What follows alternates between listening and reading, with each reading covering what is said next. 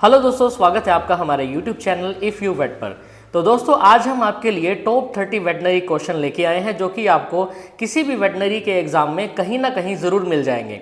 और ये क्वेश्चन अगर आप डेली टू डेली रिवाइज करते रहते हो, पढ़ते रहते हो, तो आपकी बहुत हेल्प भी करेंगे। तो वीडियो को स्टार्ट करने से पहले एक गुजारिश करूंगा, प्लीज़ आप हमारे चैनल को सब्सक्राइब जरूर करना। और जो भी आपको इन्फॉर्मेटिव वीडियो लगे, अपने किसी फ्रेंड्स में, अपने रिलेटिव्स में, या कोई भी वेटनरी स्टूडेंट हो उसके पास ज़रूर शेयर कीजिए, ताकि हम उसकी कुछ ना कुछ % हेल्प जरूर कर पाए। अगर वो वेटनरी फील्ड के अंदर अपना करियर बनाना चाहता है, अपने फ्यूचर को सिक्योर करना चाहता है, तो उसको कोई ना कोई वेटनरी के एग्ज़ाम में क्लैरिफिकेशन करके ही आपको उसकी हेल्प ज़रूर करनी पड़ेगी। ठीक है, तो पहला क्वेश्चन जैसे कि आपको स्क्रीन के ऊपर नज़र ही आ रहा है, veal is a meat of. अब यानी व्हील क्या है, एक टर्म आपको दिख रही है व्हील। अब व्हील मतलब एक मीट की टर्म है। Option number A deer and antelope, option number B lamb, option number C calf, option number D none. अब बेसिकली व्हील क्या है, veal is a type of meat. ये एक टर्मिनोलॉजी होती है। अब basically terminology in the sense जिसमें हम वेरियस नेम प्रोवाइड करते हैं, नॉमनक्लेचर प्रोवाइड करते हैं किसी भी चीज़ को। अब इसमें व्हील है, इसका मतलब कौन सा ऐसा एनिमल है जिसके मीट को व्हील कहा जाता है, वो है काफ। Option number C is the right answer. Second is that buffalo meat is also known as, यानी भैंस के मीट को हम क्या बोलते हैं, बफन बोलते हैं। क्या बोलते हैं, बफन बोलते हैं। ठीक है, याद रखना, आंसर क्वेश्चन आ सकता है, ये भी कॉमन सा क्वेश्चन है। कुछ एग्जामिनेशन पॉइंट ऑफ व्यू से हमने इसको कंपेयर किया दूसरे क्वेश्चन से, तो ये ज़्यादा मिला। आगे क्वेश्चन है, ultimate pH of the meat is in the range of 5.5 से 5.7 इज द राइट आंसर। यानी पहला ऑप्शन इसका सही करेक्ट उत्तर रहेगा। हमें मीट की पीएच बतानी है।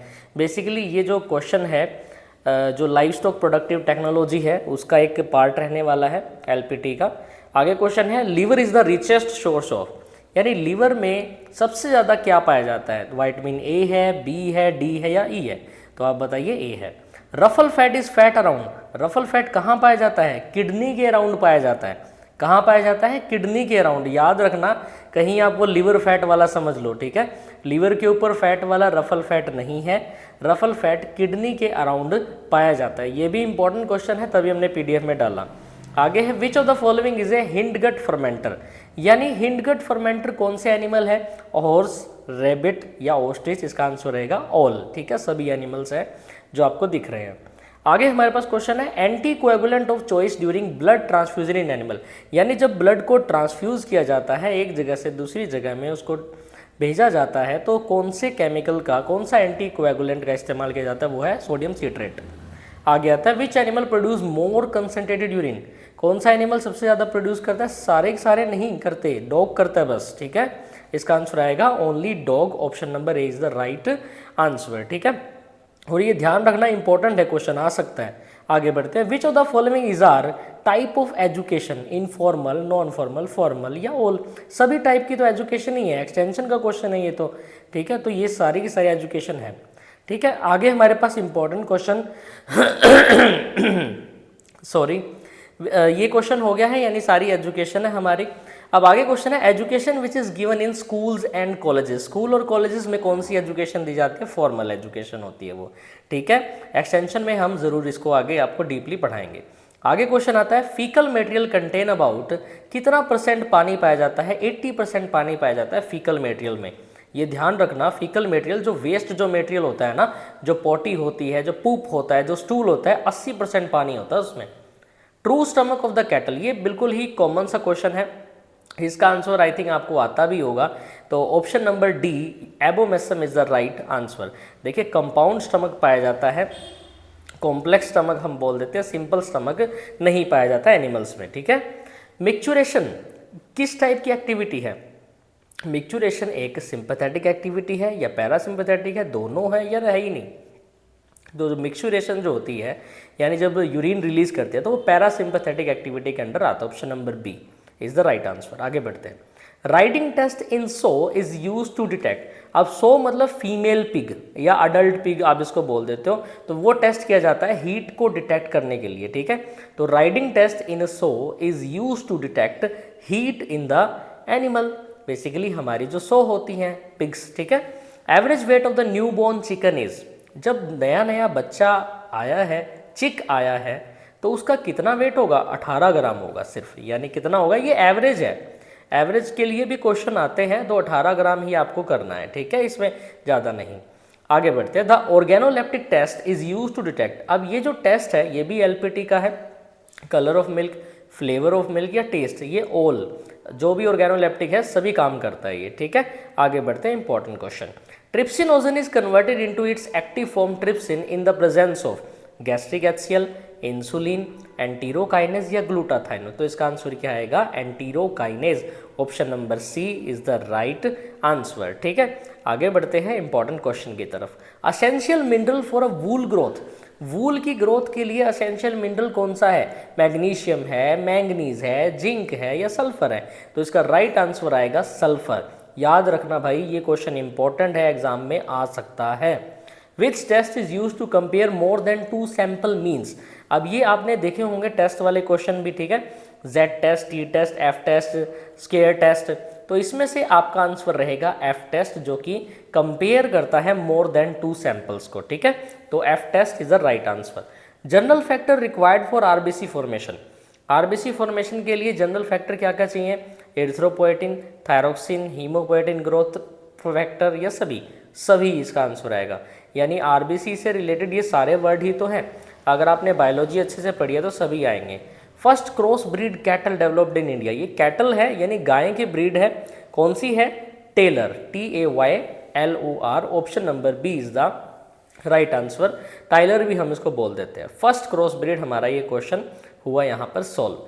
ग्लूकोज टॉलरेंस फैक्टर, यानी ग्लूकोज को कौन सा ऐसा फैक्टर है जो टॉलरेट करता है? वो है क्रोमियम, ठीक है। आई थिंक आप सोच रहे होगे यार सारा का सारा आंसर मिलेगा, ऑल मिल सकता है, नहीं, इसका आंसर आएगा क्रोमियम।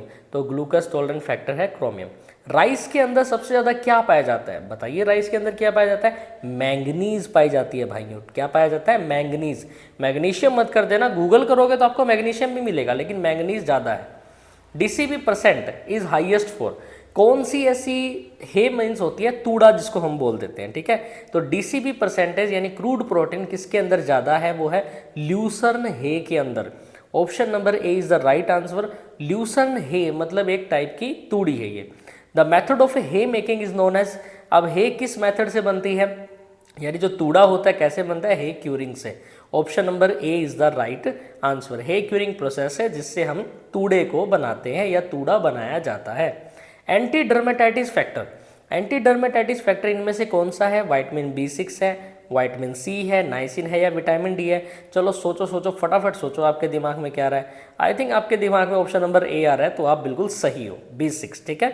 आगे बढ़ते हैं। Temperature time protocol for sterilization inside autoclave, ये क्वेश्चन इंपॉर्टेंट है, आ सकता है, या आई थिंक आपको इसका आंसर आता भी होगा। Option number A is the right answer. 121 degree Celsius temperature चाहिए, 15 LBPS का प्रेशर चाहिए और 15 मिनट के लिए छोड़ दो, यही एक टेम्परेचर टाइम प्रोटोकॉल होता है स्टरलाइजेशन का। स्टरलाइजेशन का मतलब क्या होता है? जब भी हम किसी मटेरियल को, भले ही वो ग्लास हो, कोई यूटेंसिल हो, उसको हम फ्री करते हैं बैक्टीरिया से। Which of the following is a precursor of lignin, lignin का प्रिकर्सर है option number B phenyl alanine is the right answer.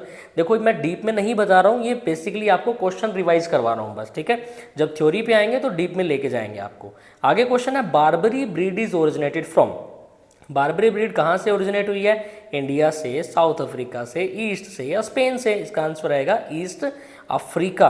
ध्यान रखना, बार्बरी ब्रीड कहाँ से ऑब्टेन हुई है? ईस्ट अफ्रीका से ये ब्रीड ऑब्टेन हुई है, जो कि मोस्ट इंपॉर्टेंट क्वेश्चन रहने वाला है। अब एक बेसिक सा क्वेश्चन है, पश्मीना इज, पश्मीना क्या है?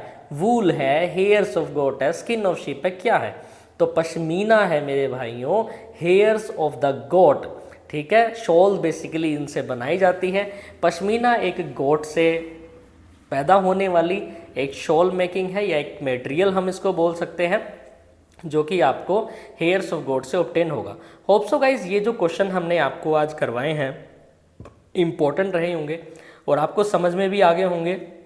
लेकिन अगर किसी क्वेश्चन में डाउट लगता है आपको ऐसा लगता है कि नहीं इसका आंसर गलत है, तो आप कमेंट सेक्शन में हमें ज़रूर बताना और अपनी राय ज़रूर रखना, और हम आगे किस तरीके से इम्प्रूवमेंट ला सकते हैं हमारे चैनल पर ताकि हम आपकी हेल्प कर सके। आप प्लीज़ ज़रूर कमेंट सेक्शन में बताया करो और इस चैनल को शेयर करो, सब्सक्राइब करो।